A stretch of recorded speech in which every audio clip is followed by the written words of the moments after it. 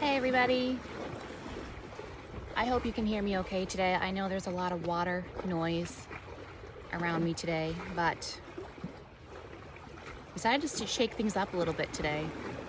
And I woke up this morning and was kind of having a moment with myself in my bed before I got up.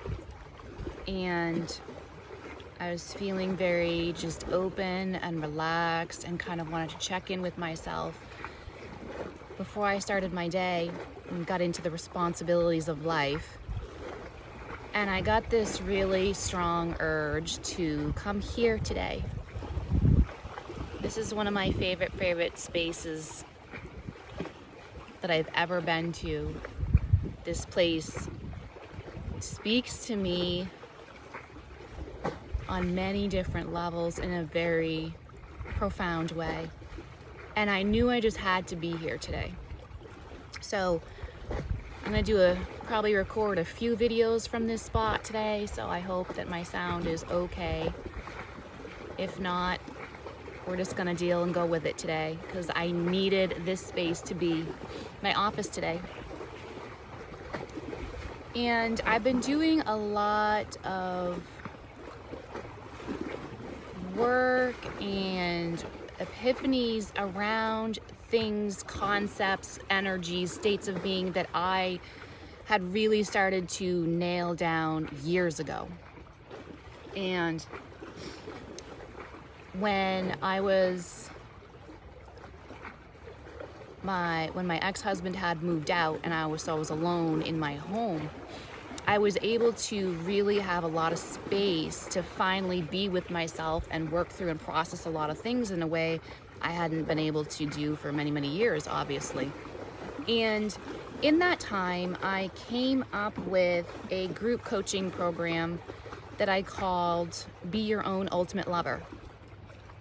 And it was a group coaching program that I put together based on some really real life practical tools of things I was actively doing with myself to really love being alone, right? Because previous to that time in my life, I was kind of like, I would jump from like one relationship to another, right? And I never really had a lot of time alone.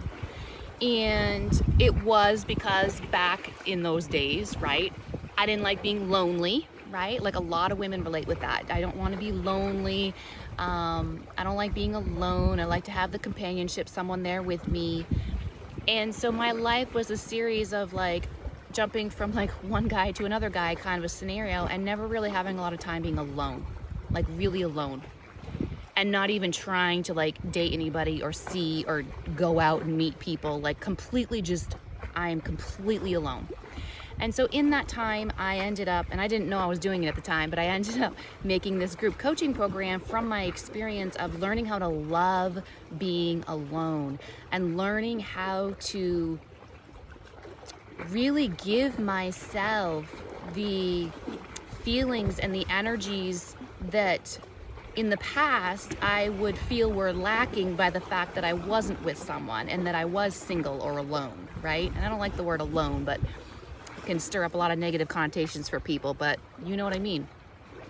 So I was working through that group coaching program, right? And I set it up. It's beautiful work. Love it. I may relaunch it again. Let me know in the comments if that sounds interesting to you at all.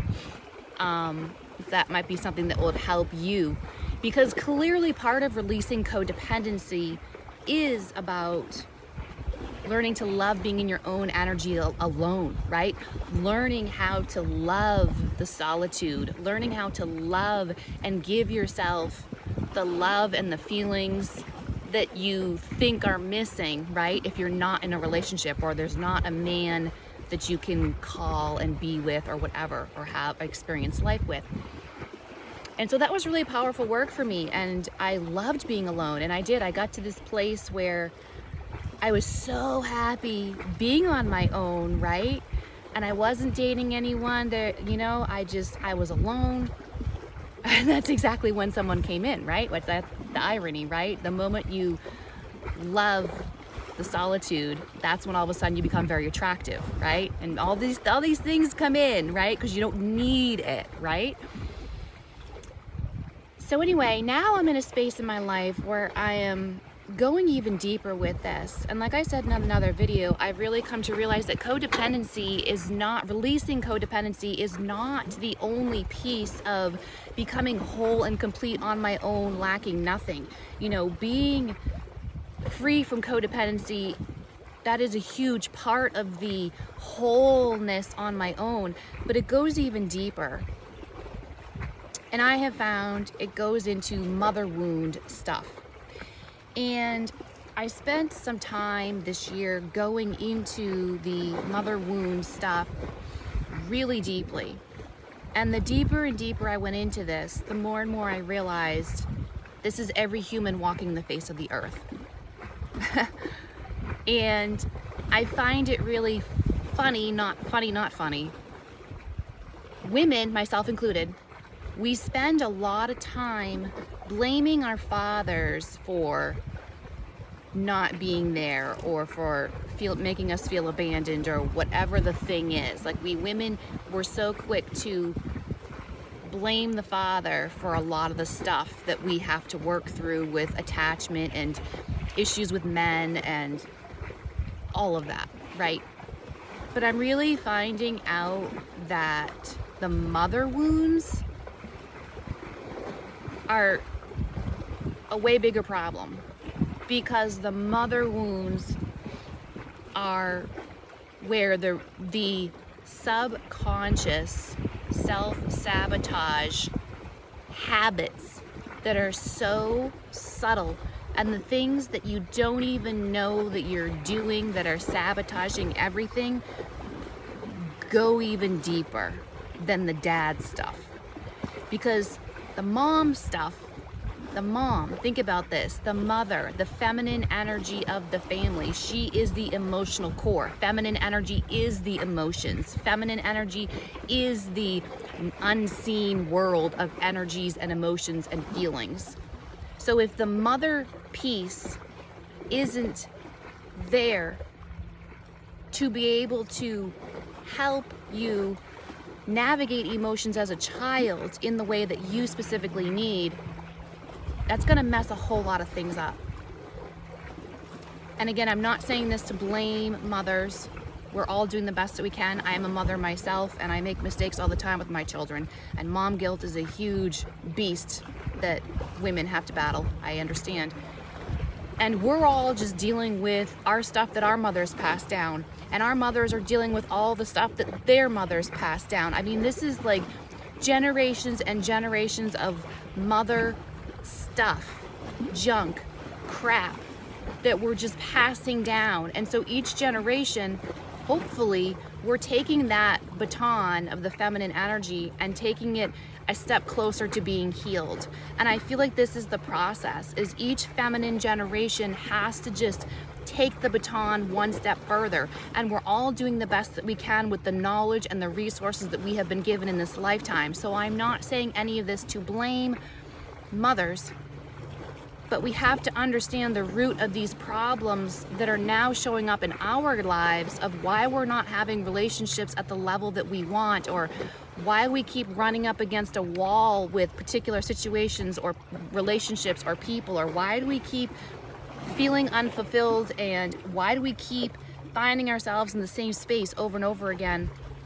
And I'm really finding that it's this mother stuff is so much of a bigger thing, and it also gets complicated because you're not supposed to talk bad about your mom, right? Like, there's that mindset and that thing in the mind that's like, the mom is the mom, and yes, she is. The mom is the mom, and so you don't want to think bad about mom. You love mom because mom unconditionally loves you.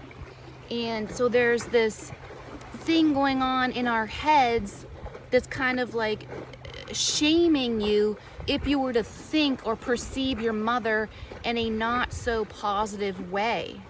So again, it's not about shaming or blaming the moms like, oh, you messed me up. No, that's not what I'm saying. But we have to really look at the root of why we are where we are now. Like, what happened back there so I can rip that out at the root? What's the weed back here that needs to be ripped out at the source? The roots need to come out so that I can move on and clean this junk up. You know, these weeds, the analogy of the weeds, I love it. You know, I used to live in Brazil. I lived in Brazil for 3 years, and I'm getting really personal in this video today, apparently. I lived in Brazil for 3 years, and I had these gardens that were like amazing. Like, that environment, that climate was insane for growing things. And so I had these flower gardens, and I had like one section was roses, and I had all these gardens. And every morning before it would get too hot, I would go out early in the morning and weed and water and clean up and move things around, trim back, whatever needs to happen in my gardens. And weeds, right? It was amazing how in 24 hours, how many weeds could come through, right? And we all know, if you've ever worked in a garden, you know, if you pull a weed up, but you don't get all the roots up, or if you break it at the part above the dirt, it's just gonna come back that much quicker. I just saw 11:11 on the timer, by the way. You have to rip it out at the root to fully get that weed out and to make that space purified and clean and unblocked. This is the whole problem. It's the heart is blocked with these weeds that happened way back here. And so it's not shaming or thinking poorly of someone because they were dealing with their own stuff and their weeds in their garden. But it's my responsibility to become aware of the weeds that are growing, that are blocking my heart from receiving this 10 of Cups life that I want, this total emotional fulfillment that I am desperately seeking in this lifetime. I gotta remove these weeds. And so we have to get real and understand, if we're talking about emotions and a lack of understanding how to control our emotions, or a lack of knowing how to self-regulate, or knowing how to deal with anger and those big emotions that can destroy. Women, feminine energy can be very destructive if used in the inappropriate way.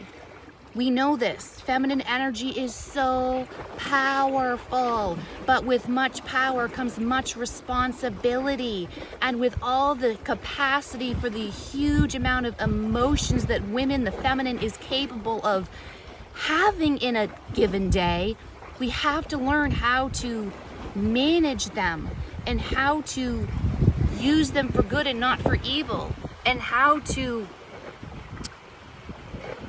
invest them wisely. I'm saying a lot of things I wasn't planning on saying in this video. I was planning to go a different direction, but yet here we are. I'm just gonna go with it. I'm just going with the flow today, obviously. We gotta get real about this, and this is the stuff that like no one's talking about, or very few people, to my knowledge, are talking about. Where are the weeds that need to be acknowledged? You know, it's the elephant in the room. It's the elephant in the room. Are you aware of all your needs? Needs. Interesting I said that. I meant to say weeds. But that leads me into needs. This is an interesting video today. Really real and live here today.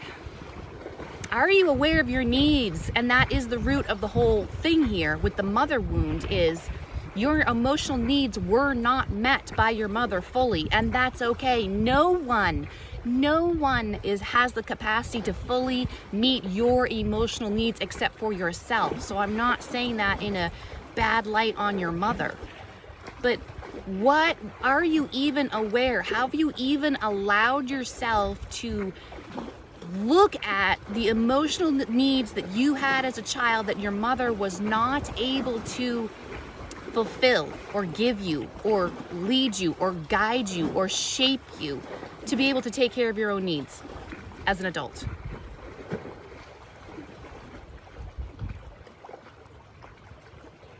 I'm going to continue this conversation in the next video. I'm going to be recording a few videos here. But let's leave it at that for today. To plant that little seed. Have you looked at those weeds in your garden? Those weeds that are blocking your heart? Because that's really all that these trauma responses are. They're just things in the way that are sucking the energy out of you, that are wasting your energy and distracting your energy so that you can't have what you want, and you can't use your energy in the space that would actually invest wisely back for you, and then therefore receive into your heart what you really truly desire, your heart's desires. I hope this video helped. I'm sending much, much love and peace and relaxation to all of you today. Enjoy the rest of your day. Bye-bye.